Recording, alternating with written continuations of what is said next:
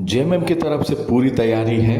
कि घाटशिला के मैदान में जबरदस्त तरीके से सोमेश सोरेन का नॉमिनेशन करवाया जाएगा।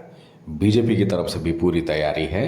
कि चंपई सोरेन के बेटे बाबूलाल सोरेन की जबरदस्त नॉमिनेशन होगी और यहाँ इन दोनों के नॉमिनेशन के लिए दोनों ही दल के तरफ से, गठबंधन की तरफ से कई कद्दावर चेहरे आपको घाटशिला में अब से कुछ घंटे के बाद मिलने वाले हैं। मुख्यमंत्री हेमंत सोरेन के साथ साथ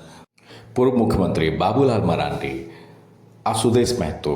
जैसे कई दिग्गज जो है आपको घाटशिला के मैदान में अपने अपने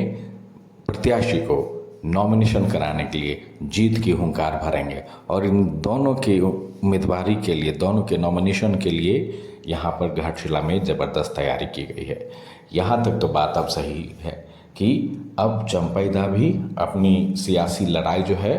वहाँ पे खेलेंगे और हेमंत सोरेन के लिए भी ये जो है एक लिटमस टेस्ट के तौर पर होगा कि जो राजनीतिक तौर पे मैच्योर नहीं है सोमेश सोरेन, उनके लिए कैसे जीत दिलाएं और अपनी सीटिंग सीट भी बचाएं। लेकिन इन तमाम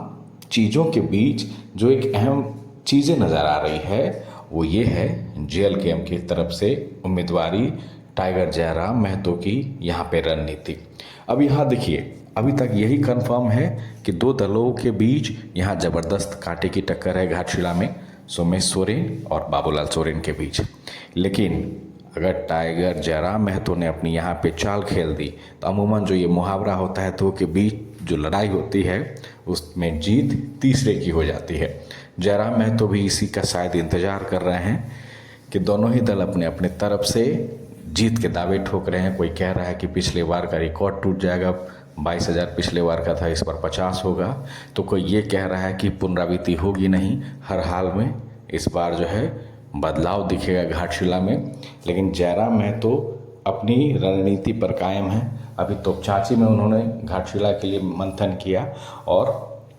ये माना जा रहा है कि वो एक सशक्त वैसे उम्मीदवार देंगे इस चुनावी मैदान में जो इन दोनों की लड़ाई, बाबूलाल सोरेन और सोमेश सोरेन की लड़ाई को ध्वस्त कर देगा, वो भी चुपके से। क्योंकि वहाँ वोटर जयराम महतो को भी खासे हैं। पिछले दफ़े भी अपनी मौजूदगी जेएलकेएम ने वहाँ पे दर्ज कराई थी रामदास मुर्मू के तौर पर, और इस बार भी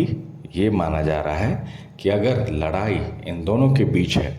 ज़बरदस्त तरीके से है एनडीए और इंडी महागठबंधन के बीच, तो तीसरा खेमा जो यहाँ होता है वो आता है टाइगर जयराम महतो के हिस्से। और अगर ऐसा होता है तो ये कतई भी आप चौंकिएगा नहीं कि घाटशिला के नतीजे